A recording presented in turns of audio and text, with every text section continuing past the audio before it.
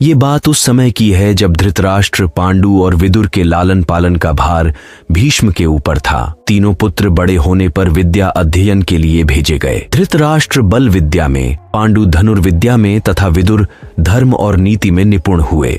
युवा होने पर धृतराष्ट्र अंधे होने के कारण राज्य के उत्तराधिकारी न बन सके। विदुर दासी पुत्र थे, इसलिए पांडु को ही हस्तिनापुर का राजा घोषित किया गया। भीष्म ने धृतराष्ट्र का विवाह गांधार की राजकुमारी गांधारी से कर दिया। गांधारी को जब मालूम हुआ कि उसका पति अंधा है तो उसने स्वयं अपनी आंखों पर पट्टी बांध ली। उन्हीं दिनों यदुवंशी राजा शूरसेन की कन्या कुंती जब सयानी हुई तो पिता ने उसे घर आए महात्माओं की सेवा में लगा दिया। पिता के अतिथि गृह में जितने भी साधु महात्मा, ऋषि मुनि आदि आते, कुंती उनकी सेवा मन लगाकर किया करती थीं। एक बार दुर्वासा ऋषि आए। कुंती ने उनकी भी मन लगाकर सेवा की। कुंती की सेवा से प्रसन्न होकर दुर्वासा ऋषि ने कहा, पुत्री, मैं तुम्हारी सेवा से अत्यंत प्रसन्न हुए, अतः तुम्हें एक ऐसा मंत्र देता हूँ जिसके प्रयोग से तू जिस देवता का स्मरण करेगी वह तत्काल तेरे समक्ष प्रकट होकर तेरी मनोकामना पूर्ण करेगा। इस प्रकार दुर्वासा ऋषि कुंती को मंत्र प्रदान करके चले गए। एक दिन कुंती ने उस मंत्र की सत्यता की जांच करने के लिए एकांत स्थान पर बैठकर उस मंत्र का जाप कर सूर्यदेव का स्मरण किया। उसी क्षण सूर्यदेव वहां प्रकट होकर बोले, देवी, मुझे बताओ कि तुम मुझसे किस वस्तु की अभिलाषा करती हो। मैं तुम्हारी अभिलाषा अवश्य पूर्ण करूंगा।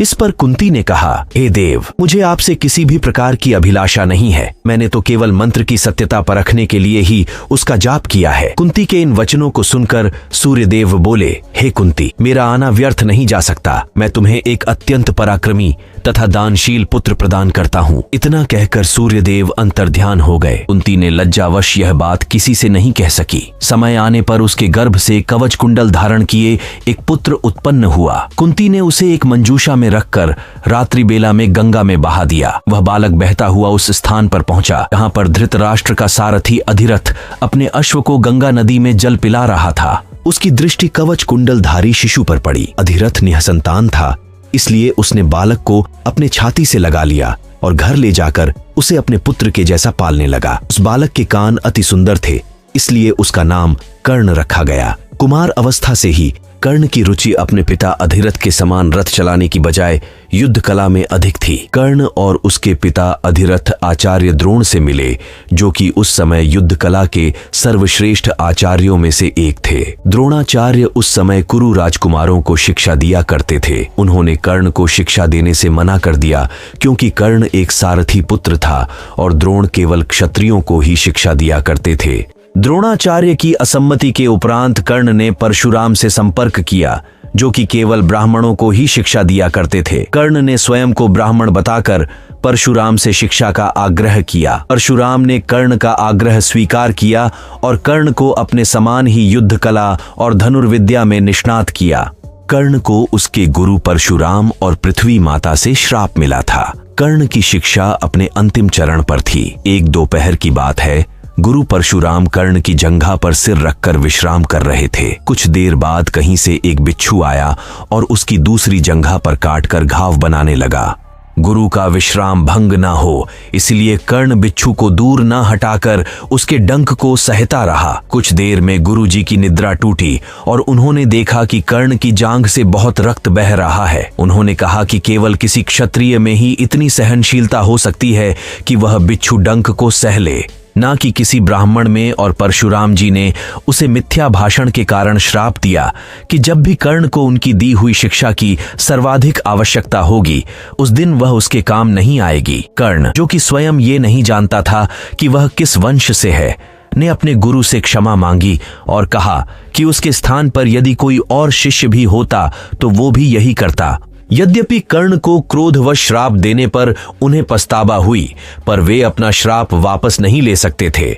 तब उन्होंने कर्ण को अपना विजय नामक धनुष प्रदान किया और उसे ये आशीर्वाद दिया कि उसे वह वस्तु मिलेगी जिसे वह सर्वाधिक चाहता है। मान्यता है कि कुछ लोक कथाओं में माना जाता है कि बिच्छू के रूप में स्वयं इंद्र थे, जो उसकी वास्तविक क्षत्रिय पहचान को उजागर करना चाहते थे। परशुराम जी के आश्रम से जाने के पश्चात कर्ण कुछ समय तक भटकता रहा। इस दौरान वह शब्दभेदी विद्या सीख रहा था। अभ्यास के दौरान उसने एक गाय के बछड़े को कोई वनीय पशु समझ समझ लिया और उस पर शब्द भेदी बाण चला दिया और बछड़ा मारा गया। तब उस गाय के स्वामी ब्राह्मण ने कर्ण को श्राप दिया, वैसे ही एक दिन वह भी मारा जाएगा, जब वह सबसे अधिक असहाय होगा और जब उसका सारा ध्यान अपने शत्रु से कहीं अलग किसी और काम पर होगा। इस प्रकार कर्ण परशुराम का एक अत्यंत परिश्रमी और निपुण शिष्य बना। कर्ण दुर्योधन के आश्रय में रहता था।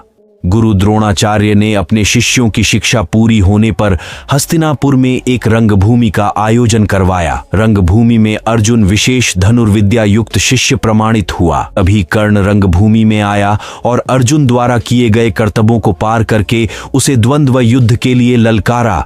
कब कृपाचार्य ने कर्ण के द्वंद्व युद्ध को अस्वीकृत कर दिया और उससे उसके वंश और साम्राज्य के विषय में पूछा, क्योंकि द्वंद्व युद्ध के नियमों के अनुसार केवल एक राजकुमार ही अर्जुन को, जो हस्तिनापुर का राजकुमार था, द्वंद्व युद्ध के लिए ललकार सकता था। तब कौरवों में सबसे ज्येष्ठ दुर्योधन ने कर्ण को अंगराज घोषित किया, जिससे वह अर्जुन से द्वंद्व युद्ध के योग्य हो जाए। जब कर्ण ने दुर्योधन से पूछा कि वह उससे इसके बदले में क्या चाहता है, तब दुर्योधन ने कहा कि वह केवल ये चाहता है कि कर्ण उसका मित्र बन जाए। इस घटना के बाद महाभारत के कुछ मुख्य संबंध स्थापित हुए, जैसे दुर्योधन और कर्ण के बीच सुदृढ़ संबंध बने।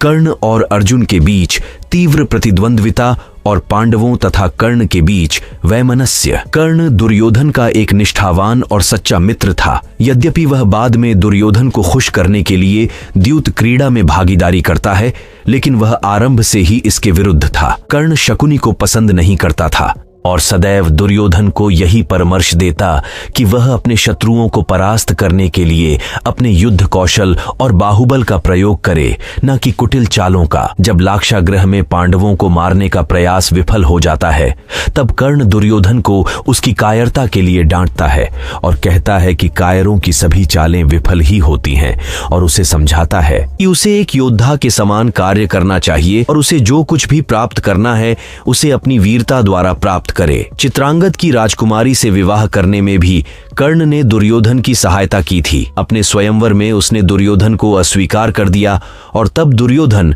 उसे बलपूर्वक उठाकर ले गया। अब वहां उपस्थित अन्य राजाओं ने उसका पीछा किया, लेकिन कर्ण ने अकेले ही उन सबको परास्त कर दिया। परास्त राजाओं में जरासंध, शिशुपाल, दंतवक्र, साल्व और रुक्मी इत्यादि थे। कर्ण की प्रशंसा स्वरूप जरसंध ने कर्ण को मगध का एक भाग दे दिया। भीम ने बाद में श्री कृष्ण की सहायता से जरासंध को परास्त किया, लेकिन उससे बहुत पहले कर्ण ने उसे अकेले परास्त किया था। कर्ण ही ने जरासंध की इस दुर्बलता को उजागर किया था कि उसकी मृत्यु केवल उसके धड़ को पैरों से चीरकर 2 टुकड़ों में बांटकर हो सकती है। कर्ण की मौत कैसे हुई, कमेंट बॉक्स में लिंक दिया है। इस तरह की जानकारी के लिए मेरे चैनल को सब्सक्राइब करें और वीडियो अच्छी लगी हो तो शेयर, कमेंट, लाइक करें।